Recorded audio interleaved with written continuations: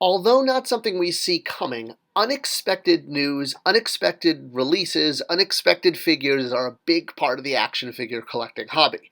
And it's kind of part of what makes it really fun. It keeps you on your toes. You never know when something's going to show up.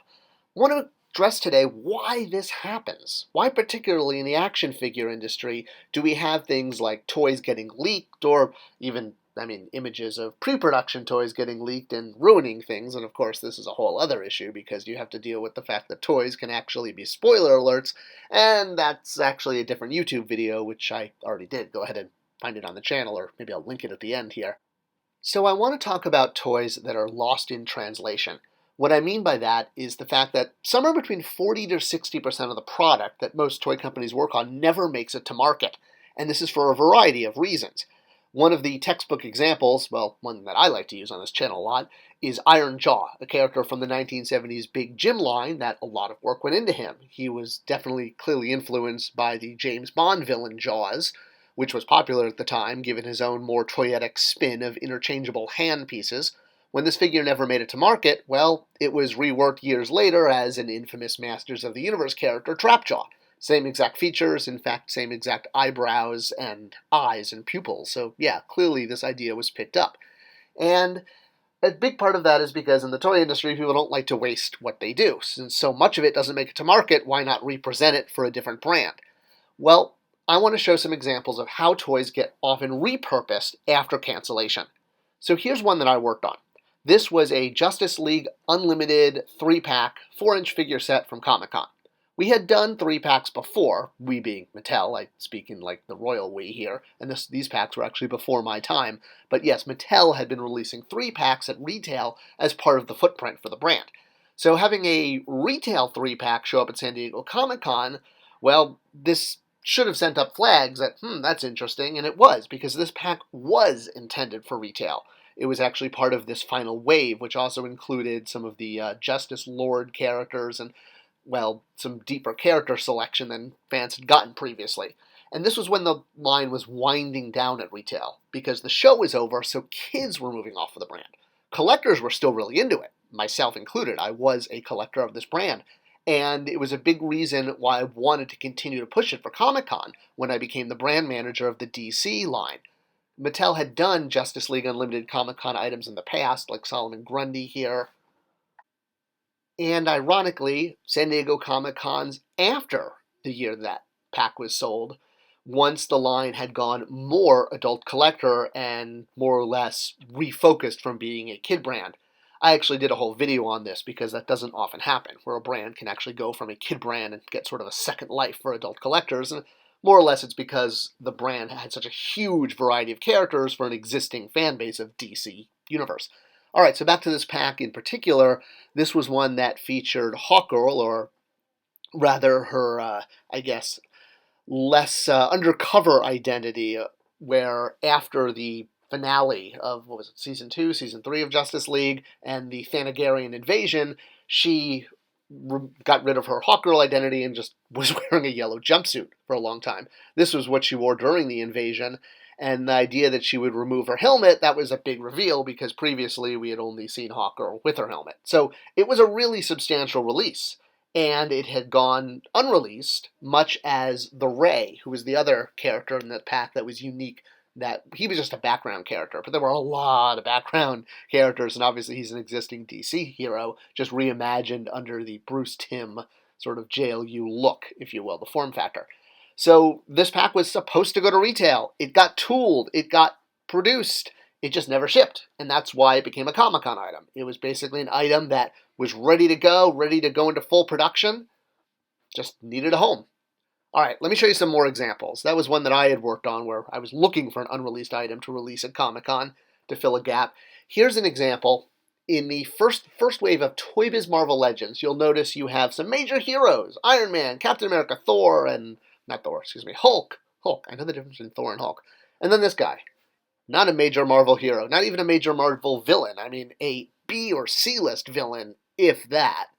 So he definitely stands out. Why was this figure in the first wave of Marvel Legends, along with 3 of the most well-known characters? And it's because he just finished having a movie, so obviously he was a little bit more well-known. but he was intended to be part of an extended line. So there were some different SKUs that paired movie and comic look. One of those was the Mutant Evolution packs, which were 6-inch plastic pairings. The only one that made it to market was this Logan pack, or Wolverine pack, Wolverine and Wolverine, and it had a slightly updated version of the retail release of the Marvel Legends Wolverine. Retailers were looking for ways to differentiate, and they wanted to find ways to tie into the sudden public awareness of who the X-Men were, thanks to the exposure from the film. And there were quite a few items that were going to combine the comic book look with the movie look. It's a natural pairing. Heck, I did a lot at DC when I was at Mattel. So this Toad figure was intended to be the next release. It was going to be a movie Toad versus a comic book Toad. That's why we have a brand new Toad sculpt. Well, when that item didn't ship to retail and that sculpt was done, possibly even tooled, well, I'm guessing it was tooled because if the cost was already paid, it was a free entry for now the Marvel Legends line as it transferred P&Ls. So that's why we wound up with Toad. I'm honestly willing to put down good Schrute bucks that Toad had already been tooled up, and that's why he wound up as the next Marvel Legends. He was intended just to be a crossover figure, but with this line not moving forward after the first pack, unfortunately they had to find a new home. We only got this one. Anything else, well, after the movie came out, people basically moved on because Star Wars came out pretty quick after that, Phantom Menace, etc.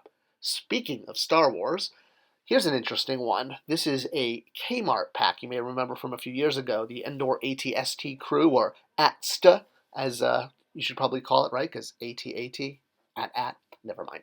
All right, so here's the AT-ST itself. So you can get the crew separately, and then you can get the Scout Walker, or Chicken Walker, or AT-ST, and then the Ewok Scouts. 3 different sets of very Endor-themed figures. Interesting. Well, if you look at all of them together, it's because they were supposed to be together. This originally was going to be a very large set that would have included the Scout Walker, the Ewoks, and the Scout Walker crew. It would have been a very big sort of under-the-tree Christmas, $50 plus item that you could buy. It was meant to be giftable for the season, for the holiday season, similar to what Target did a few years prior with both the Battle of Hoth, and they actually also did a Battle of Endor one. So Kmart was proposed a similar item. At the very last minute, right before it went into production, it got changed. Kmart basically just said, you know what, instead of having a $50 item, what if we just have a couple $20 items, or $10 items and a $25 item, or whatever the final price points were. So it got split up, literally at the last minute, into different sets at different price points, but they were intended to be a big set. Here's another Star Wars example. Star Wars is actually full of these because plans change so much. Do you remember the Evolution packs that came out after Episode 3? At the time, these were kind of the most advanced Star Wars 3 3/4 figures we'd ever had. Now, this is pretty much what we get in the vintage series, day in and day out. But at the time, this was pretty revolutionary. Hey, Evolutions packs were revolutionary? Well, they were. And the articulation was pretty much, mind-blowing at the time for Star Wars collectors. So, they were a big hit. They did get a little bit out there with the theming, sometimes with video games, sometimes combining movies. In fact, this was one of the first times that different movies, meaning prequels with original trilogy, were actually sold in the same package together. So that was a whole thing. We'll get to that on the modern Star Wars toys series in time. So, besides that, yes, we even got comic book and prequel mixed together. It was all, anything goes. And they were a big hit because the articulation was so impressive. But because of the 3-year gap in something being a hit and then being able to develop more items, well, by the time the second wave came out, 2.5, 3 years later, the articulation level that was so revolutionary at the time was now standard. So the packs didn't do as well the second time around. But there were a few that did theme on one character and showing that character through the ages. And one of the ones that was intended for the next release was Obi-Wan. There was going to be an Obi-Wan Kenobi evolution, just like there was an Anakin Skywalker and a Padme and a Clone Trooper. So these figures eventually found single releases over the next few years, sort of in different lines and whenever an Obi-Wan Kenobi kind of fit where it would into the line. But originally these 3 were going to be the 3 from the Evolution pack. And, of course, because the articulation in the Evolution packs was now standard with the Vintage collection, all of these figure tools then got updated re-releases on Vintage figures eventually. So Episode 2 Obi-Wan finally got his cloak, which he was missing, and even an Episode 3 one was thrown in for the measure since he was not part of the evolution pack, since most people already had a highly articulated Episode 3 Obi-Wan. It was really 1, 2, and 4, since those new ones. All right, last Star Wars example, I promise. I'll stop picking on Star Wars, but this one's fascinating. If you remember this figure, this is a Blu-ray deleted scene, Luke Skywalker lightsaber construction figure. So this was tied to the Blu-ray release, back before we had streaming. You kids remember back in the day? And one of the scenes that was in it, a deleted scene of Luke building his lightsaber on Tatooine before the invasion of Jabba's palace.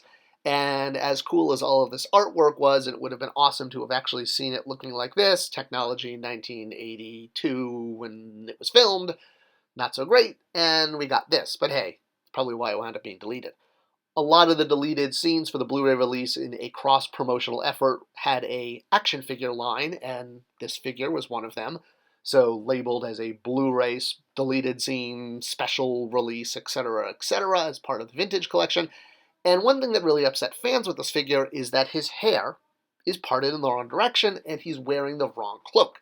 Luke never wears a traditional Jedi cloak like Obi-Wan in the prequels with sleeves. His cloak doesn't have sleeves. Well, there's a reason for this. The figure, yes, it looks like the hair is parted in the wrong direction, and boy, fans were angry over this, especially when it got a re-release a few years later in a different package, and the hair wasn't fixed, or, he still had exactly the same makeup. That's because this figure wasn't originally supposed to be this figure. It was supposed to be this figure. It was supposed to be a sail barge Luke. So that's the only time in the movie when Luke's hair parts on the other side, is when he's on the sail barge because of the wind and because of the calisthenics lessons that he's giving all of the Klatooian guards, when they're exercising there for fun between takes. So that's why his hair looks like it's parted on the wrong side, because it was from a different scene, or at least it was intended to, but because of the Blu-ray release and direction from the licensor, this figure was reshuffled and turned into a deleted scene release. So that's what, consequently, the hair looks like it's on the wrong side. Now, we did get a super articulated vintage collection Luke with his hair on the other side a few years later. So, hey, if you're complaining, now you get both. You can part your hair on the left, part your hair on the right, but that's another reason why toys get moved around. I hope you enjoyed this video, and it was a good insight into the many different reasons that different toys get released in ways that were not originally intended. There's tons of stories out there. If you want to hear more of them, let me know in the comments below. Thanks for watching, thanks for sharing, and I'll see you guys in the next video.